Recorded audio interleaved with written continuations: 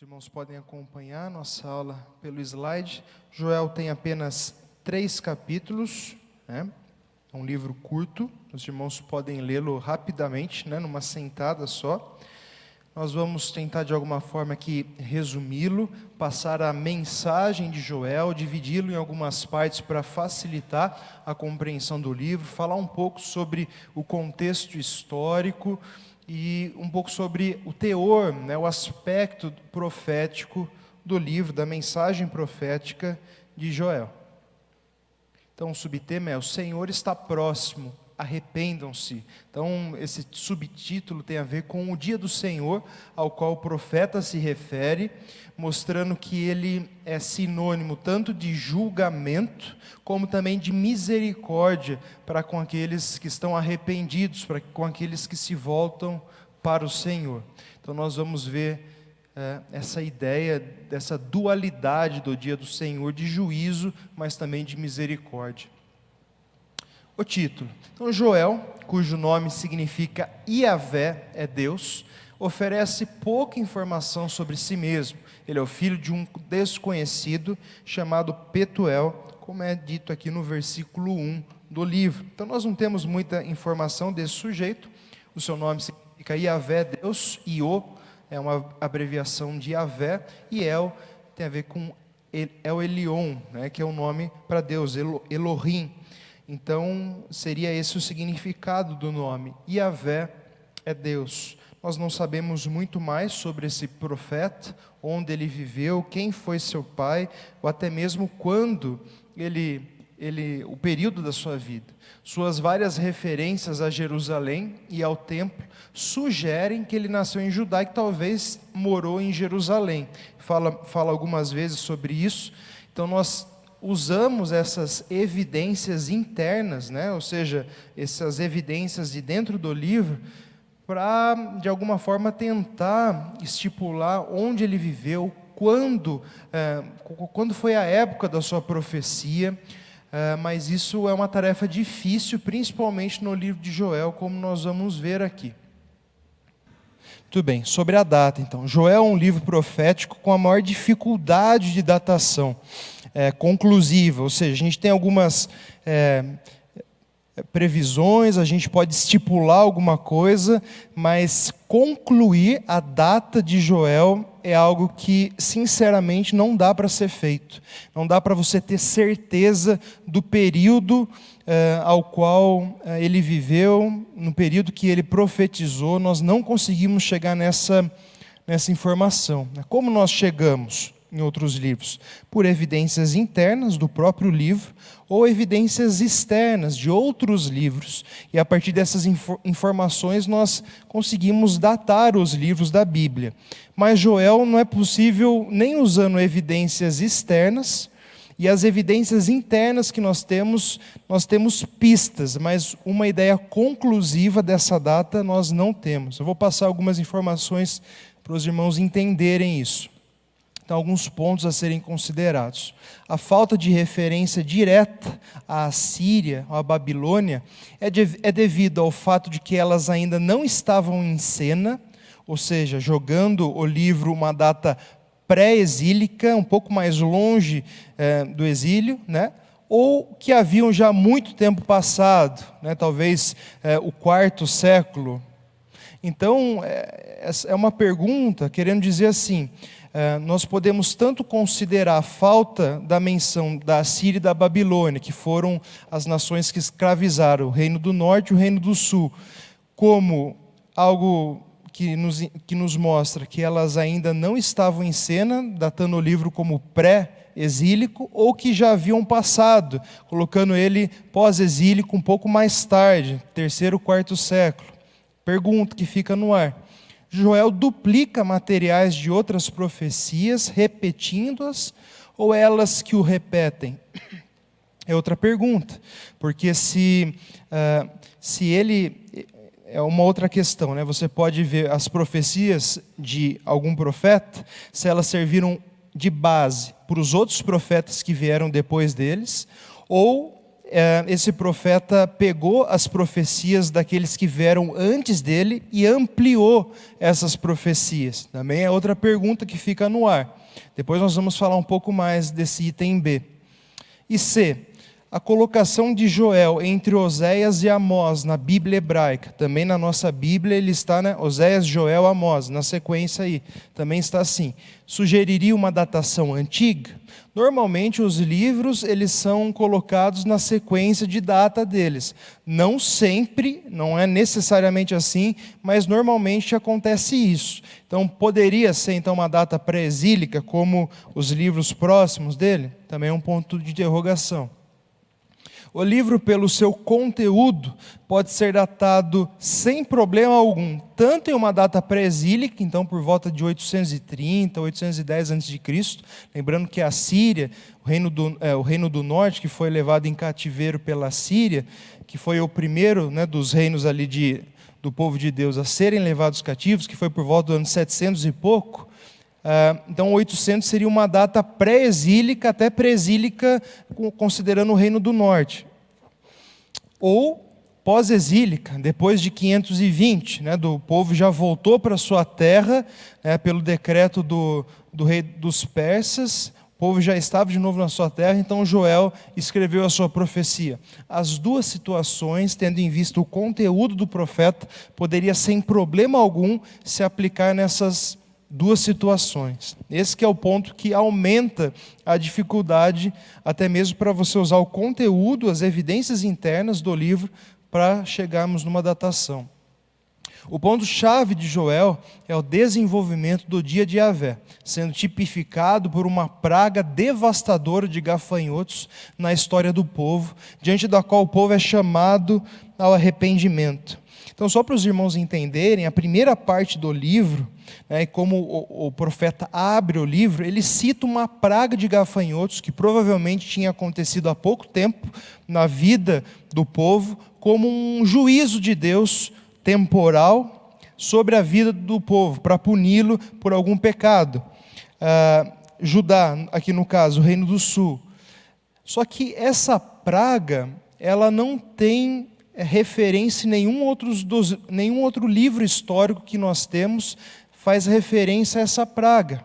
Se pelo menos, talvez o livro de Crônicas, né, dos Reis, Samuel, fizessem alguma referência a essa praga, nós teríamos pistas da data que essa praga ocorreu e ligaríamos isso à data da profecia de Joel. Mas nós não temos menção dessa praga que de fato ocorreu. Joel diz isso em outro livro histórico do Antigo Testamento. Deixa eu colocar aqui o item. Não há menção de tal praga nos livros históricos da Bíblia, o que traz essa dificuldade de datação para o livro e nos leva a considerar então as evidências internas como a melhor fonte para a tentativa de datação. Então nós não podemos recorrer às evidências externas porque não é citado em nenhum outro dos livros. Então a gente tem que ficar só com as pistas do próprio livro, que são as evidências internas, para a gente tentar especular algum período no qual Joel tenha profetizado, tá bom? Então tem essa grande dificuldade aqui do livro. Manter o julgamento da datação do profeta Joel em aberto parece ser a opção mais fiel e sincera que nós podemos fazer. Realmente deixar como um ponto de interrogação. Porém, nós podemos ter as nossas preferências, tá? Inclusive até mesmo dentro do círculo de teólogos conservadores, do qual nós nos incluímos como igreja, você tem diferença de opiniões. Você tem teólogos conservadores que colocam Joel como um profeta pré-exílico e tem outros também conservadores que colocam ele como pós-exílico. Então, existem as duas coisas para os irmãos verem como é realmente complicada essa tarefa. Apesar de concordar com tudo isso que nós falamos, o teólogo Carlos Oswaldo, que é um dos autores que nós usamos para produzir os nossos estudos, tem uma preferência, assim como outros autores, por uma datação pré-exílica. Então, normalmente, talvez a maioria, né, dos teólogos conservadores preferem uma data pré-exílica, por volta aí de 830, 815, mas é uma preferência. Nós não podemos dizer que essa é uma informação conclusiva, tá bom? Nós não podemos dizer isso. Carlos Oswaldo prefere dessa maneira. Um dos argumentos, que seria alguns anos após a profecia de Obadias, fazendo com que Joel 2,32 seja uma citação e um desenvolvimento de Obadias 1,17. Eu já vou colocar os textos para os irmãos verem. Então lembra a parte B que eu coloquei ali? Que um profeta é usado, a mensagem de um profeta é desenvolvida por outro profeta. Então, baseado nesse argumento, o Carlos Oswaldo, ele entende que Joel, no capítulo 2,32, ele desenvolveu um pouco aquilo que Obadias tinha citado no capítulo 1, verso 17. Tá bom? Então, veja só, vou colocar aqui os textos. Em Obadias 1,17 nós temos: mas no monte Sião estarão os que escaparam, ele será santo e a descendência de Jacó possuirá a sua herança. Estão falando de um tipo de livramento, de libertação que vai acontecer para aqueles que estiverem no monte Sião, uma mensagem escatológica, futura. Você tem alinhado, até um pouco mais desenvolvido no livro de Joel, o seguinte: todo aquele que invocar o nome do Senhor será salvo, pois conforme prometeu o Senhor, no monte Sião e em Jerusalém haverá livramento para os sobreviventes, para aqueles a quem o Senhor chamar. Então, veja até a parte aqui que é citada: conforme prometeu o Senhor. Talvez uma referência daquilo que o Senhor prometeu através de Obadias, no versículo 17. Então veja que é uma possibilidade de Joel estar usando aquilo que Obadias disse e desenvolver isso mais um pouco. Então, como eu disse, é uma evidência que nós temos que pode nos sugerir uma data pré-exílica próxima do profeta Obadias, mas não há nada determinante aqui a esse respeito. Essa é uma preferência. É um exemplo de uma preferência de datação que eu estou citando aqui para os irmãos, tá bom?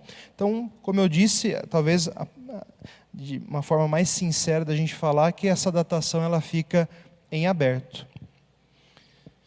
O esboço sintético do livro. Então, como nós podemos dividir o livro? Há uma sugestão de dividir o livro em 3 partes, também pelo Carlos Oswaldo. Ele divide da seguinte forma. Primeira parte: uma devastadora praga de gafanhotos ameaça a sobrevivência da nação, enquanto Judá é castigada por Yahvé. Então nós temos essa mensagem no primeiro capítulo todo, tá? Só omitido aí o versículo 1, que é a introdução do livro. Então, no primeiro capítulo, o profeta fala sobre essa praga. Você pode ver aqui, versículo 3: narrai isso a vossos filhos façam a seus filhos, e os filhos desses a outra geração. O que deixou o gafanhoto cortador, o outro, enfim, ébrios, despertai, chorai, uivai todos que bebeis vinho por causa do mosto, porque está retirado da vossa boca. Aqui ele vai falar sobre a destruição que essa praga trouxe para o cultivo do povo, para o seu cultivo ali dos animais também. Enfim, essa praga afetou a vida do povo. Foi realmente uma forma de Deus pesar a mão como castigo sobre o povo. O capítulo 1 vai discorrer sobre isso. No final do capítulo 1, você vê que ele vai fazer uma referência ao dia do Senhor. Veja aqui, versículo 13 primeiro. Ele vai chamar o povo ao arrependimento. Cingivos de pano de saco, lamentai sacerdotes, uivai ministros do altar. 14. Promulgai um santo jejum, convocai uma assembleia solene, congregai os anciãos, todos os moradores dessa terra, para a casa do Senhor vosso Deus, e clamai ao Senhor. Então, qual que é a mensagem? Diante do juízo temporal de gafanhotos que Deus mandou, Deus está chamando o povo ao arrependimento. Se humilhem, se arrependam diante do Senhor. Deus pesou a mão sobre vocês, se voltem para o Senhor, vão à casa do Senhor, promulgue jejum, se arrependam, se voltem para o Senhor.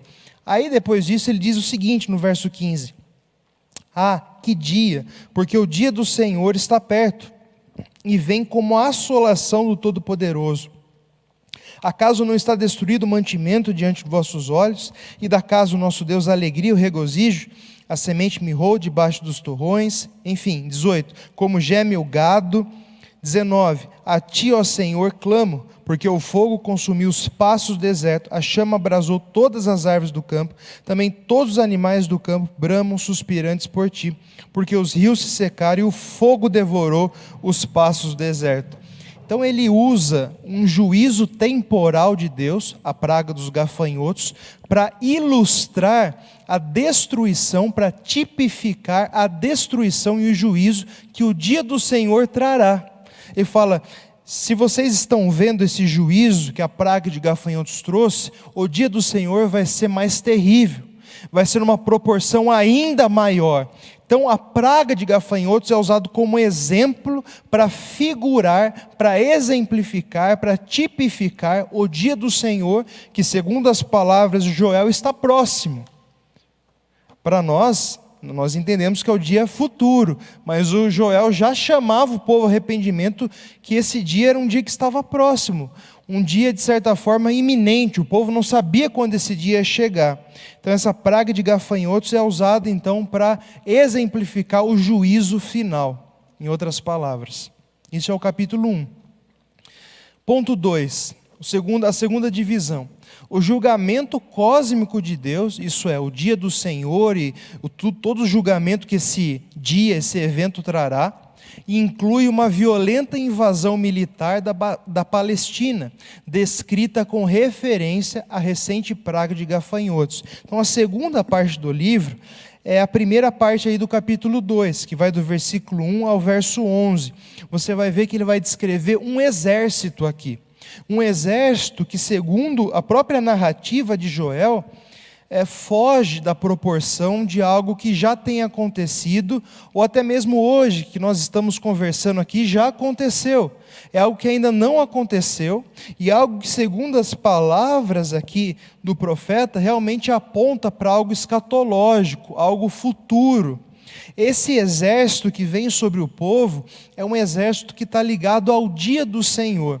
Em outras palavras, o profeta está dizendo assim: se o exército de gafanhotos já causou tamanha destruição sobre vocês, o juízo que o dia do Senhor trará, a saber, essa invasão de um exército sobremaneira maior e mais poderoso do que o exército de gafanhotos, trará uma destruição ainda maior. Por isso tomem cuidado, esse dia está perto, se arrependam, tá bom? Então é dessa forma que o livro descreve e compõe os eventos.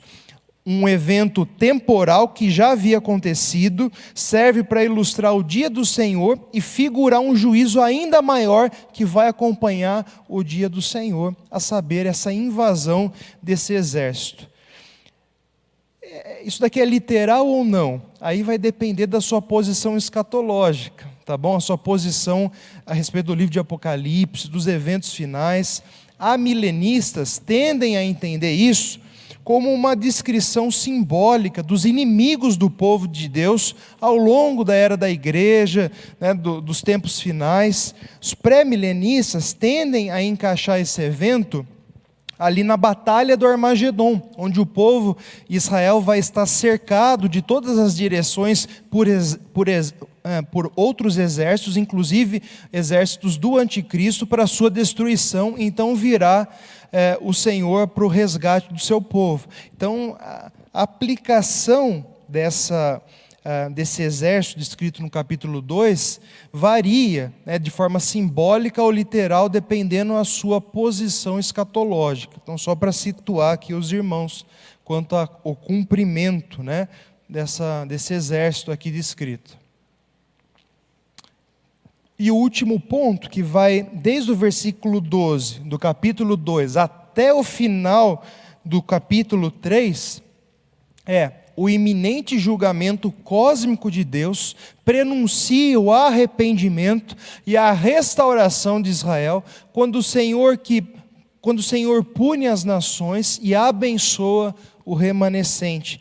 Então, ele vai falar Lembra, ele chamou o povo ao arrependimento, e o dia do Senhor também é usado para chamar o povo ao arrependimento, mas também para mostrar que, apesar de ser um dia terrível para os inimigos do povo de Deus, é também um tempo de graça e de misericórdia na vida do povo de Deus que está arrependido, que espera no Senhor.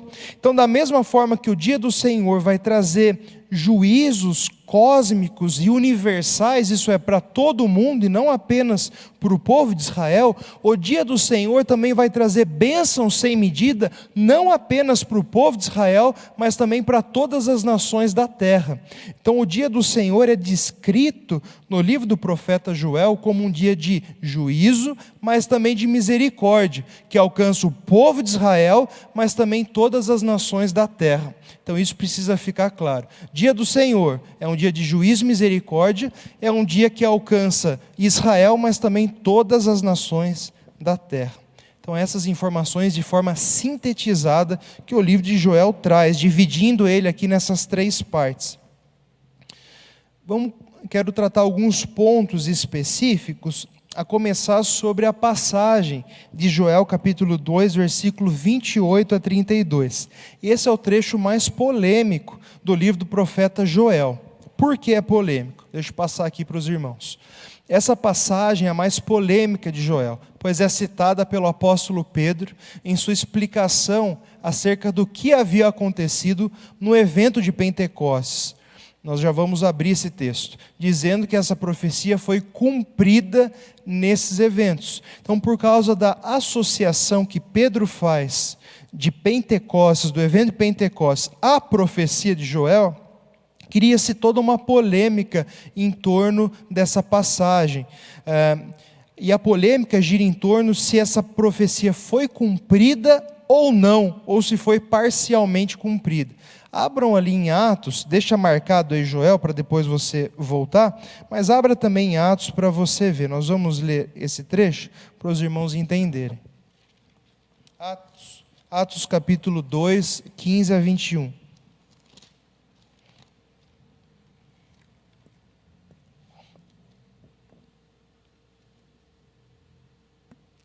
Começo do capítulo 2 escreve o dia de Pentecostes se cumprindo, eles estavam reunidos, veio do céu um som, o Espírito desceu sobre eles, cada um falava em outras línguas, enfim. Aí Pedro se levanta para explicar o que está acontecendo. Versículo 14.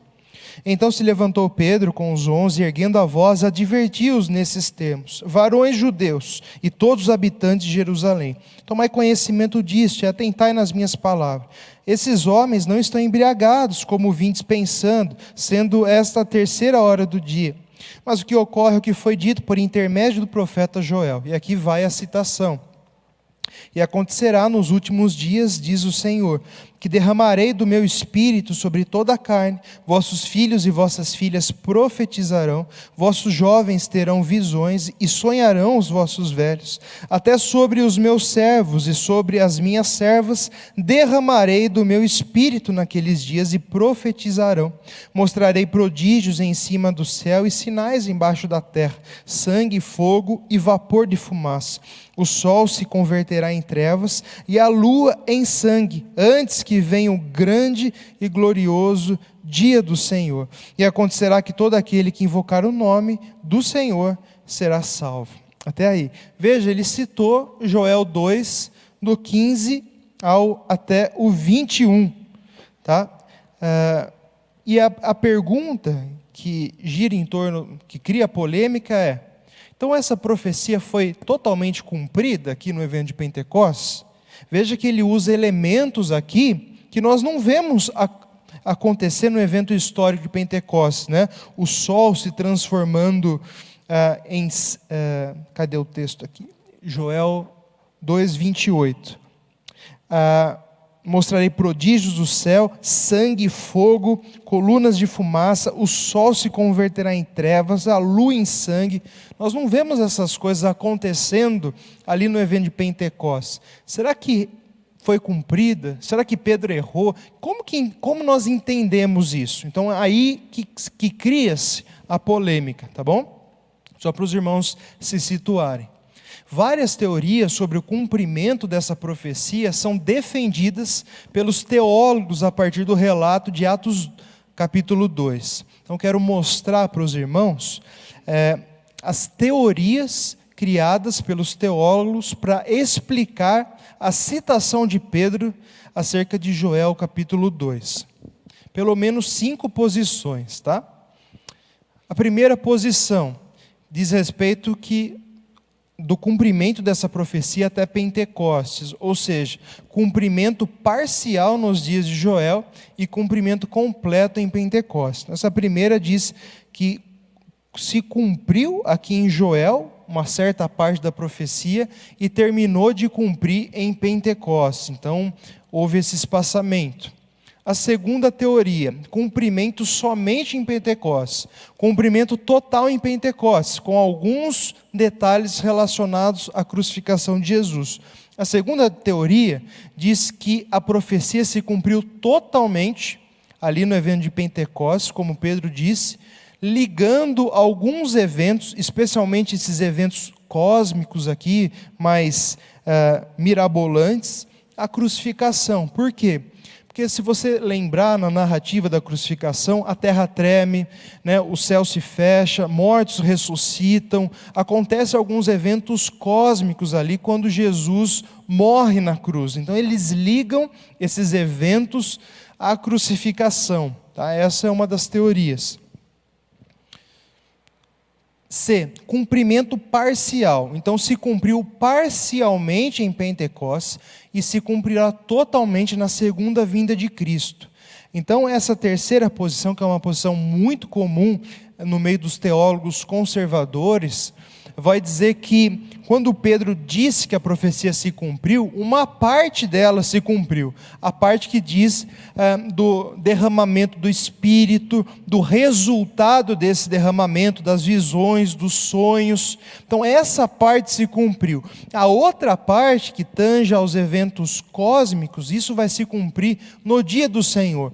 Então é uma profecia com duplo cumprimento. Cumpriu uma parte ali no discurso de Pedro, no evento de Pentecostes, e a outra parte se cumpre no dia do Senhor. Tá? É isso que diz a posição de cumprimento parcial. Outra posição que é bem aceita também no meio dos teólogos conservadores, que eu acho um pouco mais coerente do que essa que eu acabei de citar, mas que obviamente a gente dá o benefício da dúvida aqui, é o cumprimento contínuo. Considera um cumprimento inicial das promessas relacionadas ao Espírito Santo em Pentecostes, que continua durante o período da igreja, se cumprindo então totalmente na segunda vinda de Cristo. É uma profecia que começou a ser cumprida ali em Pentecostes, está se cumprindo e termina nesses eventos, no dia do Senhor, na volta de Jesus.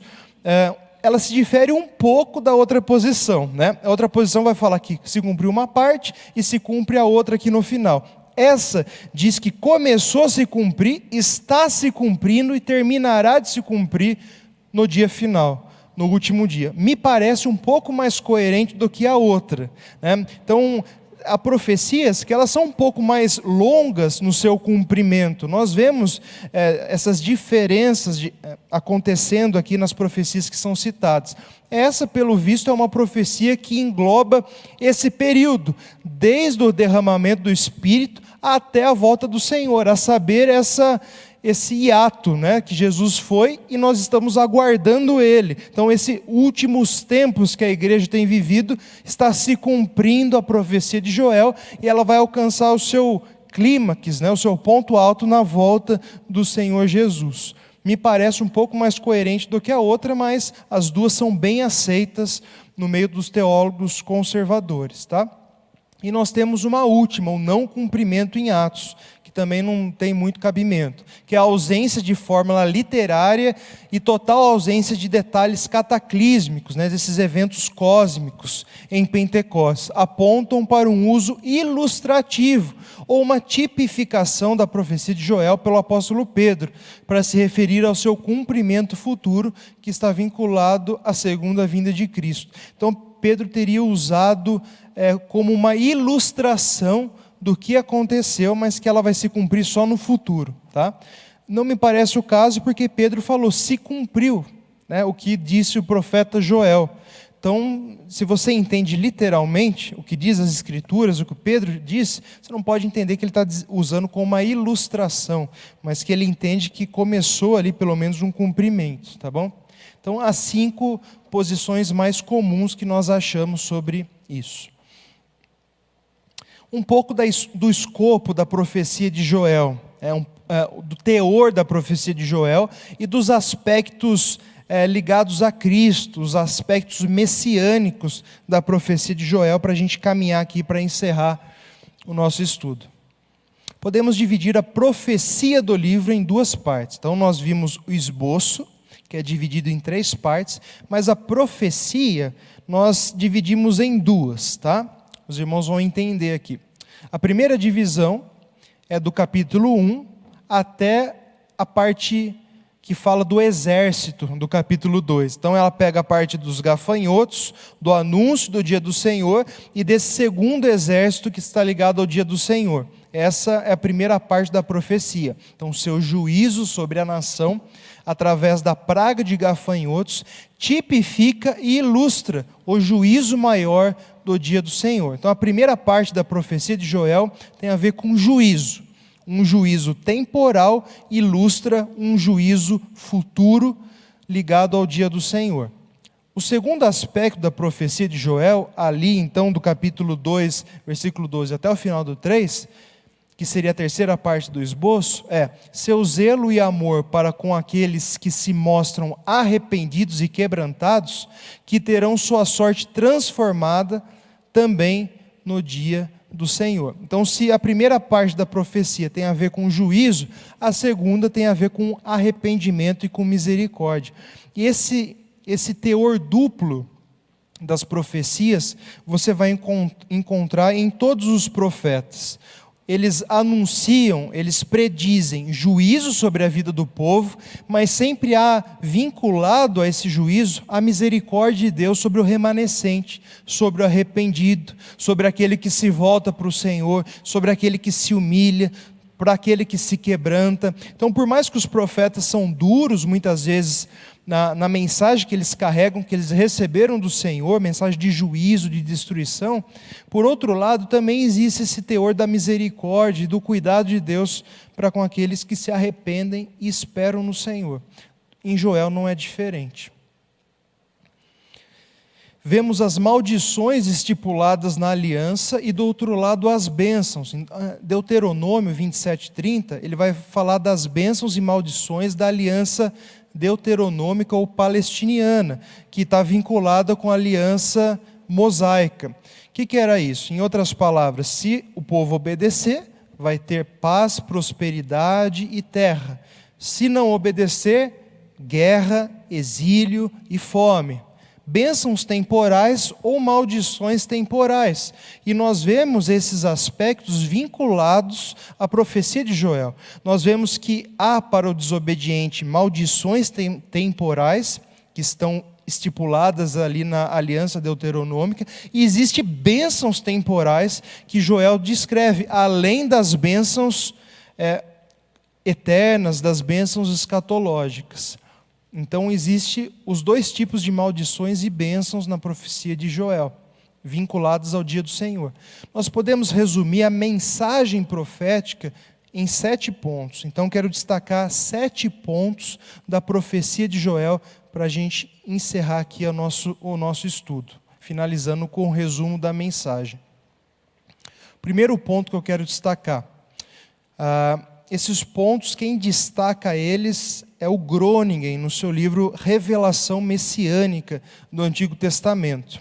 Então, primeiro ponto, Joel apresenta todo o panorama do plano pactual de Yahvé para todos os povos, apesar de destacar aspectos de determinados momentos da história do povo de Israel. Sua profecia engloba todas as nações e eventos universais. Então, como eu falei, a gente citou anteriormente, a profecia de Joel tem a ver com um plano pactual de Yahvé, não apenas para o povo de Israel, que é o povo eleito dele, a etnia que ele elegeu, mas também engloba todos os povos, todas as nações da terra, como as outras alianças, os outros profetas e os outros servos do Senhor também anunciaram.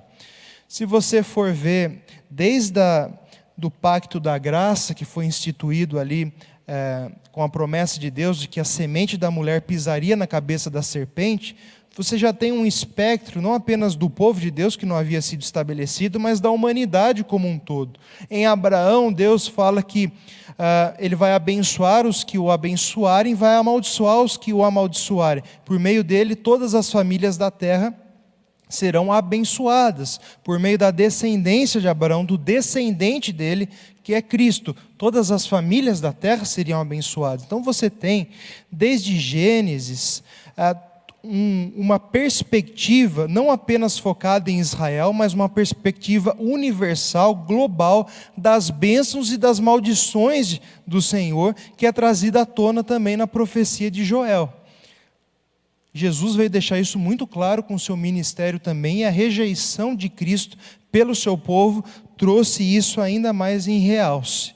Veio para os que eram seus, mas os seus não o receberam. Mas a todos quanto receberam, deu-lhes o poder de serem feitos filhos de Deus, a saber, os que creem no seu nome.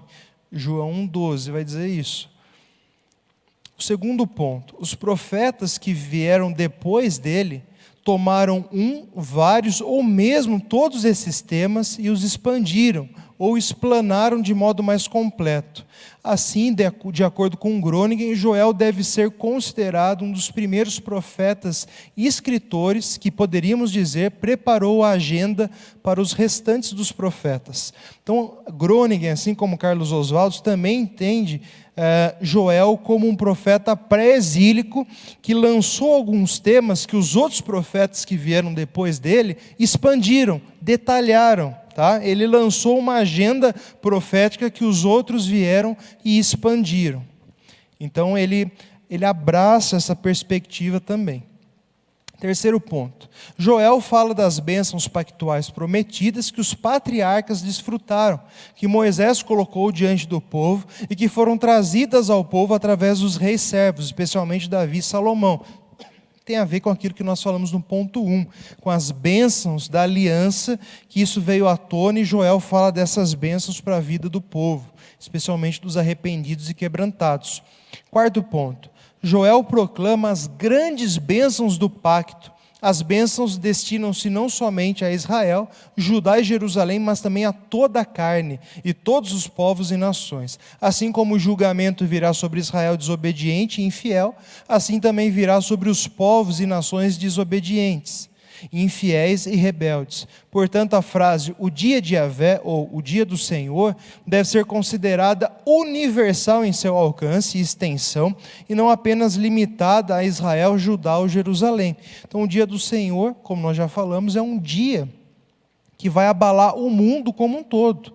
Não é um evento voltado para o seu povo, mas é um evento voltado para a humanidade de uma forma geral, trazendo bênção e maldição. 5. Joel fala escatologicamente, ele aponta para o futuro com a sua profecia. Ele dirige a atenção para seu tempo, mas também para o futuro. Seu uso da expressão dia do Senhor deve ser entendido como aplicável a grandes eventos de redenção e de julgamento que atingirão o seu clímax no dia final. Ele usa elementos temporais para ilustrar o dia do Senhor, mas ele claramente vincula o dia do Senhor a um aspecto escatológico, futuro, com julgamentos ainda maiores. 6. Não há nenhuma referência direta a um Messias pessoal. Ele não faz menção de uma figura messiânica no seu livro. Por essa razão, ela não é estrita na sua significação, mais ampla. O que significa isso? Quando nós analisamos a mensagem o teor messiânico de um profeta, para definir se ele é estrito ou amplo, nós primeiro devemos entender, esse profeta ele cita uma pessoa messiânica, ele faz menção da pessoa de Cristo, ou por exemplo, do anjo do Senhor, que é o Cristo pré-encarnado, ou o ungido do Senhor. Ele faz alguma referência direta a uma pessoa messiânica? Não. Então a mensagem não é estrita, ela não é fechada na pessoa do Messias, mas ela é ampla. O que significa? Que a profecia de Joel tem a ver com a obra do Messias e não com a sua pessoa. Tá? A mensagem messiânica ampla é aquela que fala dos efeitos da obra de Jesus e não da pessoa de Jesus. Há profecias que falam da pessoa e da obra. Existem profecias que falam apenas da obra do Messias. Então, os julgamentos do dia do Senhor, a misericórdia também que o dia do Senhor vai revelar e vai trazer à tona, tudo isso tem a ver com Cristo e a sua obra na cruz. Aqueles que rejeitaram a Cristo como seu Salvador, o que está destinado a eles no dia do Senhor é juízo, é a mão pesada do Senhor. Mas aqueles que receberam Cristo como Salvador, é a misericórdia que o esperam no dia do Senhor. Então, nesse sentido, Joel aponta para a significação mais ampla da mensagem messiânica. Isso é a obra do Senhor, a obra do Messias. A profecia é messiânica, entretanto, em virtude da proclamação dos grandes eventos pactuais e redentivos que o mediador do pacto, a semente, o Messias prometido, deve cumprir. Joel põe diante da sua audiência e de todos os seus futuros leitores o programa precisamente messiânico, a obra do Messias. E sétimo, o dia de Yahvé em Joel refere-se a tempos de atos divinos específicos de julgamento e também ao último dia, o dia do julgamento final. A gente tem que lembrar que o dia do Senhor não é exatamente um dia, né? É o dia do Senhor. Então ele não se refere a apenas um dia, mas uma série de eventos que não necessariamente duram apenas um dia, mas também aponta por um dia final de julgamento. Então, o dia do Senhor se refere tanto a eventos que precedem e acompanham o dia do Senhor, como o próprio dia final do julgamento final propriamente dito. Então, a gente precisa entender essa dimensão do dia do Senhor, como os eventos que podem durar mais de um dia relacionados a ele, e também ao dia especificamente dito de julgamento, do julgamento final, onde, como descreve João em Apocalipse, o trono branco vai aparecer, o cordeiro vai se assentar no trono branco, os livros vão se abrir, o livro da vida, né, também se refere a esse dia em específico. Para a gente resumir a mensagem do livro, como resume Carlos Oswaldo, ele gosta de resumir os livros em uma mensagem, a maneira como ele escolheu para resumir Joel é o seguinte: o julgamento histórico contra um povo espiritualmente insensível, então o julgamento histórico aqui é a praga de gafanhotos, anuncia um julgamento cósmico, isso é, o julgamento que o dia do Senhor trará, por meio do qual o remanescente de Israel, aquele que está arrependido, quebrantado, receberá bênçãos prometidas e as canalizará para todo mundo. É interessante esse aspecto, porque não só em Joel, mas nos profetas de uma forma geral, eles mostram o povo de Israel, essa nação, como aquela que vai canalizar as bênçãos do Senhor para toda a terra. Isso é verdade principalmente para quem tem uma orientação mais pré-milenista. De uma forma geral, o povo de Deus, ele vai canalizar as bênçãos de Deus para toda a humanidade. E sobre isso o profeta Joel também descreve. De uma forma geral, meus irmãos, nós podemos aplicar para a nossa vida, assim como as outras profecias, de que diante do Senhor, dos seus juízos, dos seus julgamentos, nós precisamos nos apresentar diante dele com o coração quebrantado, buscar ao Senhor. Ele vai dizer: não rasgai as vossas vestes, mas rasgai o vosso coração. E é isso que nós temos que fazer, nos humilhar, nos quebrantar diante do Senhor. Deus resiste ao soberbo, mas concede a sua graça aos humildes.